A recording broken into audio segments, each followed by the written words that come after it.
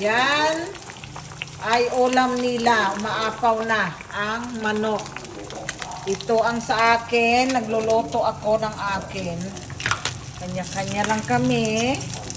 Dahil yan ang gusto nila.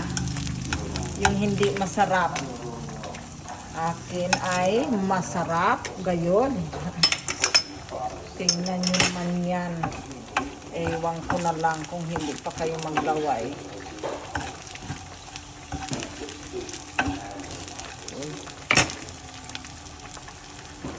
Uy, hindi na paandar yung ano ah. Yan guys, ang ating usok na. Di ba yung amoy niya? Maamoy siya. Maamoy daw guys. Hindi mabiro yung amoy niya, guys. Maalimoy. Parang puringer din, di sanay sa amoy ng ano.